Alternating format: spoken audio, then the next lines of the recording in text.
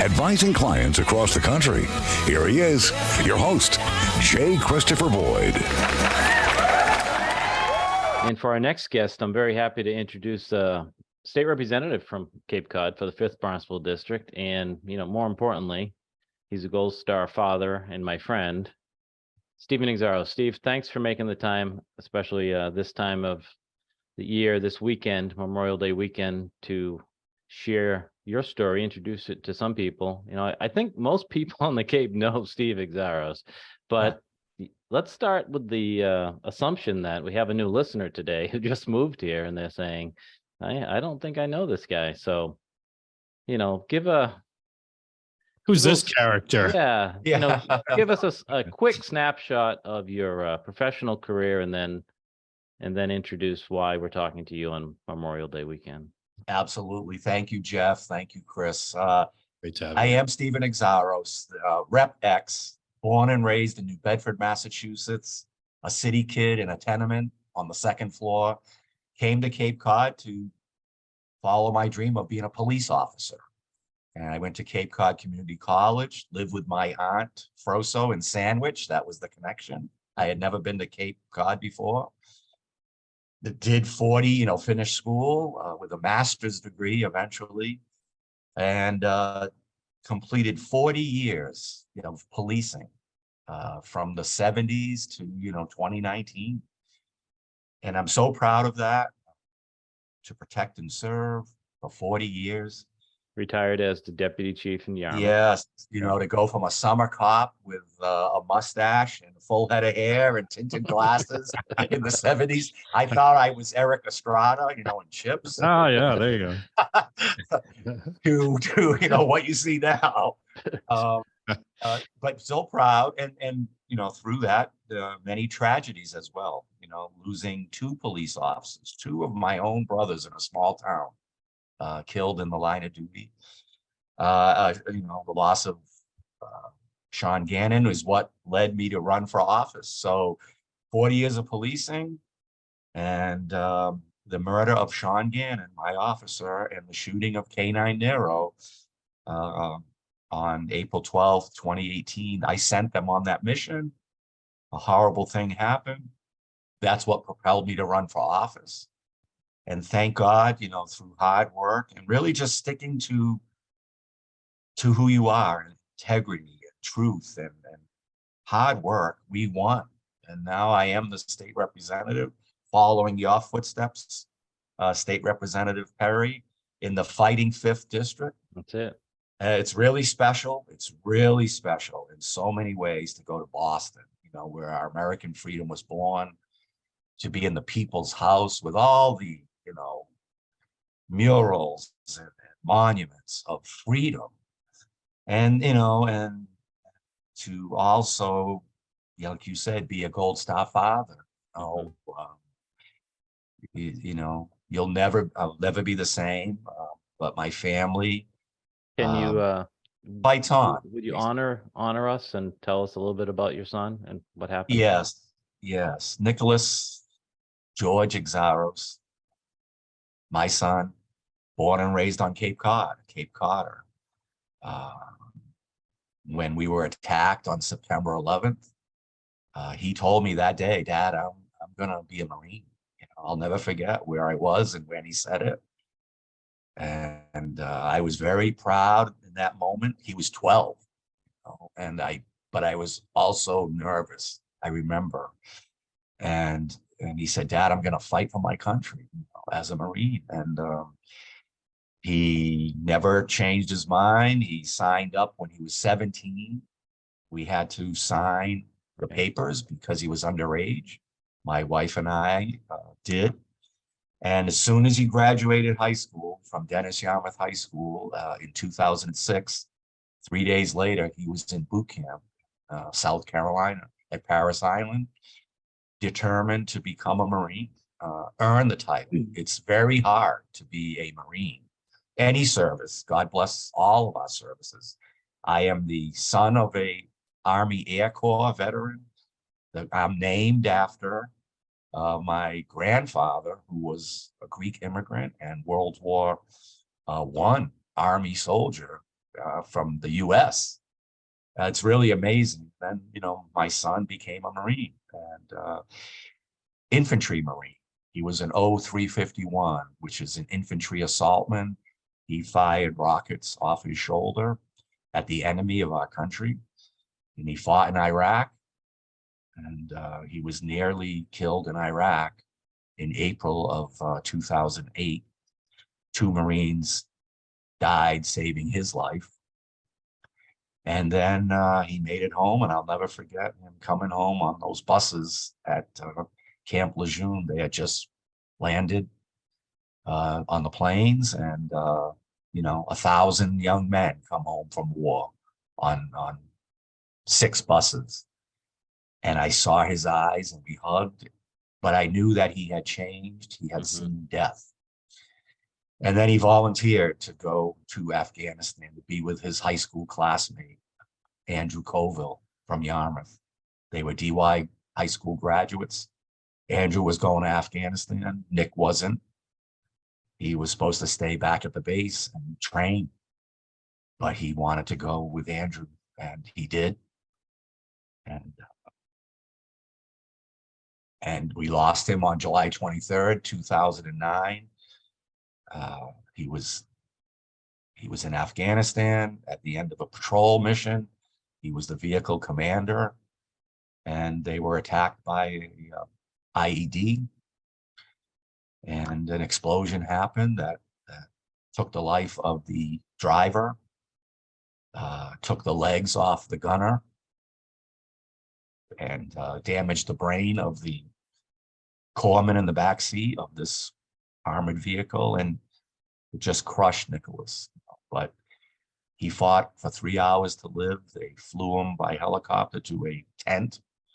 They gave him every drop of blood that they had in the tent. And when they ran out, he passed on. And I know that was 14 years ago this summer. Obviously, our listeners can hear how raw it still is, and I thank you for sharing it. It's Memorial Day weekend, and Thank you, Stephen. I hadn't heard the story you just told, as compelling as the way you just told it. I really appreciate you sharing that. Sorry for your loss.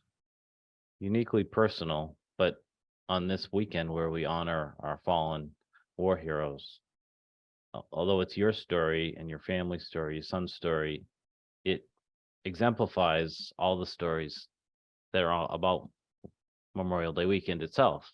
So we thank you for sharing it. Can you, if you're able to, can you talk about Memorial Day weekend and how it impacts you each year, and maybe what you're going to be doing this weekend? Yes. Yeah, thank you, both of you. I just remember as a kid, Memorial Day weekend was always special. Military family, loving, the military, the flag, everything. But now it's a little more powerful, and kind of for us, like you said, Jeff, there's thousands of families like yesterday in Boston, where I always say where our American freedom was born and will always be defended. They put up 36,000 American flags in the Boston Common, right across from the People's House, State House. 36,000 Massachusetts men and women have died for our country, for that flag, for freedom. 36,000 just from Massachusetts. So if you're born and raised in Massachusetts like I am, always be proud of that. We are Massachusetts men, and we fight for our country, and those flags remind me of that.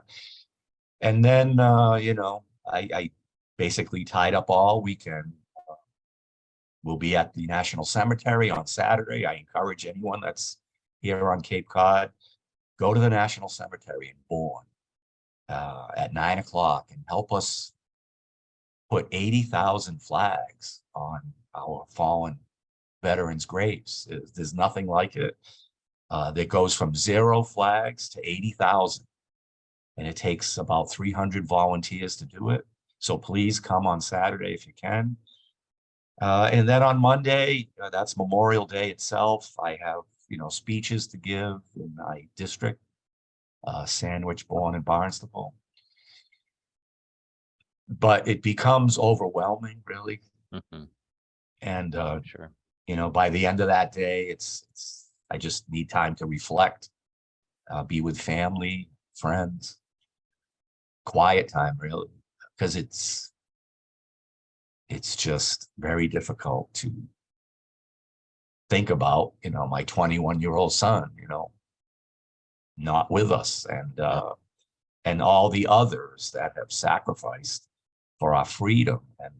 And that's why really the flag, our American flag, the symbol of freedom known all over the world, it means more to me maybe than a lot of others. It should always be respected. It should always be revered. You know, my son, I've never seen him since I gave him a hug on May 15th, 2009. Gave him a hug. He crushed me. And it was hard to let him go, but he went on those buses and he never came home. I've never seen his body. All I saw was a flag draped coffin. So on Memorial Day, I think what we would say is, you know, you should have fun. You should raise a glass. You should have cookouts. That's all okay. You know, Nick's last words were, you know, don't worry about me. He yelled into the phone from Afghanistan. He said, don't worry about me, Mom. I'm living the dream. So I think he would want you to celebrate, but you remember, like, the price, you know, the price that we pay for freedom. I know that you, as a way to honor your son and all the fallen, have a charity motorcycle ride every year. Could you tell us about that and how it gets Yes. started? Why you Yeah. started it? Yep. A man named Ben Perry from Mashpee, a friend. He was a fire dispatcher in Yarmouth, and we were friends for life. He's a Marine. And he would visit Nick on his motorcycle. He'd go from Cape Cod to Camp Lejeune in North Carolina and visit Nick.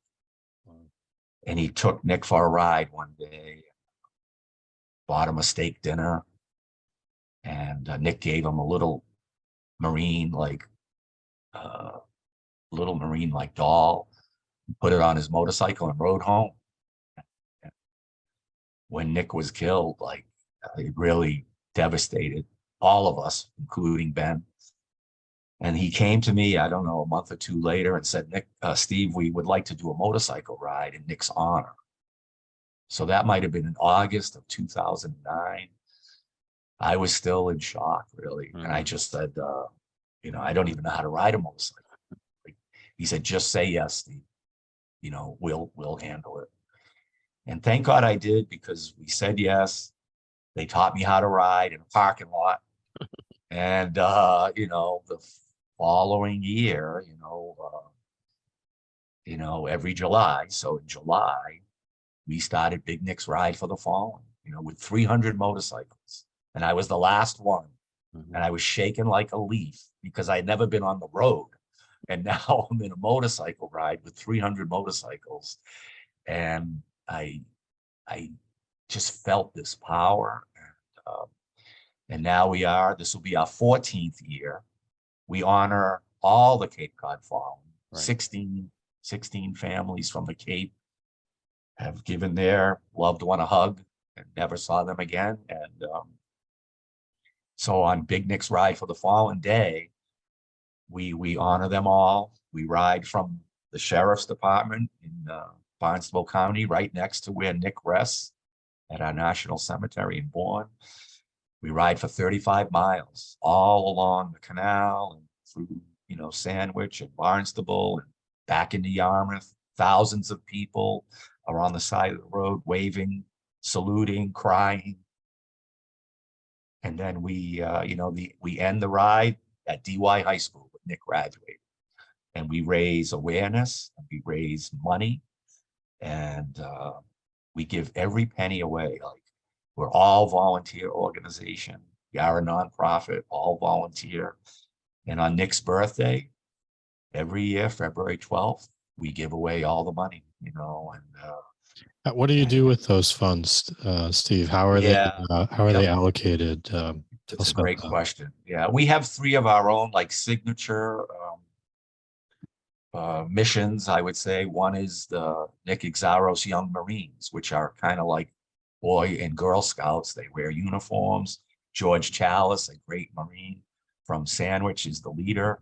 They teach kids basically how to be good Americans, and it's really special to see them in uniform and having Nick's name on their sleeve. So that's the Young Marines. We also have a program called Wags for Tags, where we will take a homeless animal, whether it's a dog or a cat or a rabbit, and we give it to a veteran to love. And we pay the full price through the MSPCA. And then we have Sandy Neck for Vets, which we pulled it off, and it's not easy, but we have an official agreement as volunteers to put veterans in need on Sandy Neck Beach in West Barnstable so they can heal. It's a $200 permit. They can 4-wheel drive out there. They can do it with all their buddies, or they can just do it alone all year long, summer, winter. Sandy Neck for Vets. We have an agreement with the federal government, the VA, because it's a way to heal. So those are our 3 like signature programs, but the rest goes to like scholarships or programs that already exist here on Cape Cod. Other nonprofits that put veterans on horses, or that help feed them, or that help clothe them, or that just is a place for them to come and heal or talk. So we kind of have our own signature things, but we also support whatever else is out there that helps veterans and now first responders, because we're all kind of connected. And it can be a veteran that we're helping now that he's so proud, he doesn't want anyone to help him, which is typical. But he's out of work. He hurt his back. He has a family. He has 3 kids. They live in Sandwich.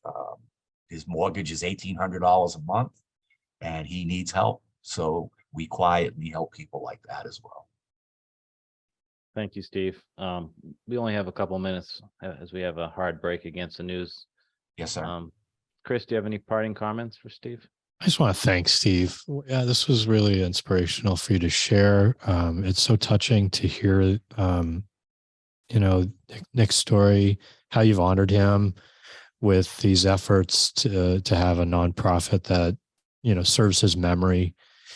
And, I just feel touched by the whole experience, and I appreciate you sharing it with us.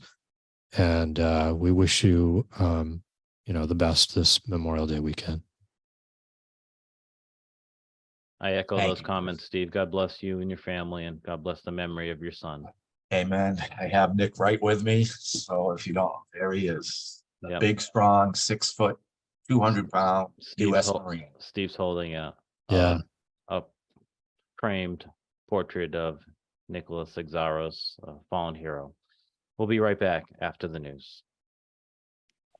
And welcome back to Something More with Chris Boyd. I'm Jeff Perry, sitting in with Chris this week. And for our next segment, I'm very, very happy to have on someone that many of you have heard on the show before. And if you're a supporter of the troops on Cape Cod, you probably know who she is. Michelle DeSilva, representing Cape Cod Cares for the Troops. Welcome to the show again, Michelle. Thank you. It's a pleasure to be here again. Michelle's a longtime friend of the show, right, Michelle? I know. I think, Jeff, you've been there since the very beginning. It's hard to believe it's been 19 years. That was the first question I had on my mind. Is I was trying to do the math and go back in my own history and like, when did this start? So this is the 19th year of we're talking about Troops in the Spotlight this weekend, right. Memorial Day weekend. And not the 19th year for Troops in the Spotlight. So that's amazing in itself for a volunteer organization to be able to sustain the ups and downs of all that, and to be so faithful in your service to our veterans and this event. So, there's people listening for the first time, I'm sure. So why don't we start with the kind of 101? What is Troops in the Spotlight, and how did it get started? It started, 19 years ago, and we were looking for a way to raise awareness and funds for our military troops. We send care packages, how we started. So we were looking at a way to kind of fund that, but also to pay tribute. A lot of us have forgotten about what Memorial Day is truly about. And we felt this was a great way to honor our veterans, honor our military, and also honor all of our fallen heroes. So we came up with Troops in the Spotlight. Originally, it was a 24-hour event. Now it's down to a 12-hour event. And we have veterans all the way from World War II. Last year, we had 8 World War II veterans. That's amazing. Which is amazing, and 4 Korea veterans. So we honor all our military. We introduce our Gold Star families. And then throughout the event, it's, there's so much to do, but the gist is we have the Iraq Memorial Wall, which is all the names of everybody we've lost. We pay tribute to all of our fallen heroes throughout history. And it's just a great way. It's a family event. There's lots of things to do. And over the years, it's just grown and gotten bigger each and every year. So we're honored to do this. This is our biggest event of the year. And we're honored to do this. We have men and women from the military who come and stand at attention in 1-hour shifts up on the stage.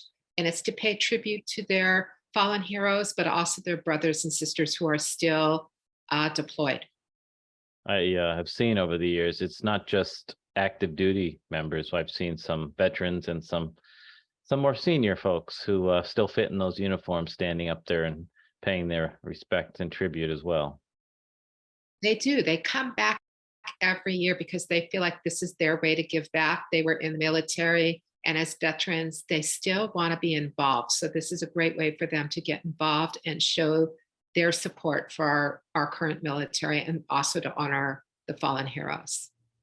I just want to comment, Jeff, if you've never been to this event, it's hard to capture the essence of the experience. It's really, Michelle, it's kind of a step back in time almost. It's Americana. It's a moment where people, you can really feel a sense of connection to your patriotic pride, to support and remember those service members who've gone before, and appreciate our military, really. And because of all that your organization does with the care packages and the like, that it's a combination of appreciating the reason for Memorial Day, while at the same time supporting our troops and really trying to be connected. I don't know. I just think it really captures the essence of what Memorial Day is really about. And I find it's just, you feel connected to community, people really coming out, trying to share and trying to support. And I don't know. I just love it. It's one of those things that's, it's a great event that happens each year. It's nice of you to put all the energy that you do into it. Yes, I appreciate that. It's good to hear, because I feel the same way when I'm up on the stage and I look out at everybody sitting out there, and they've come from all over. We have the train that comes down from Boston. And when I look out at everybody and you realize everybody's there with their, some people are wearing their flags, they're wearing their red, white, and blue. Their multi-generation families have come out to teach their kids. And when I look out, it always makes me very emotional, because I feel like this is a day that we put aside all our differences. We're not black and white. We're not Democrats and Republicans. We're not Christian. And, we put all this aside. And what we are that day is Americans, proud Americans. And it makes me so happy to hear you say that, because that's kind of what we want. We want everybody to come together as Americans to support. And I think to see the veterans that come out and the impact it has for them too is just, it seems, like it's a great support to these people who've given so much, that they show up and want to participate in the various segments of the events that you do to recognize people at from different eras of service. It just really is touching. It's Michelle, great to you, see like the World War II veterans and the new veterans, the younger veterans. It's great to see them hug and Mhm. just, the older men and women are encouraging and they know what it's like. They've been there, they've walked in their shoes. And it's just great to see. And the younger generation of military members have such respect for those men and women from World War II, Korea, and all the others. And it's great to see the camaraderie that they all have together.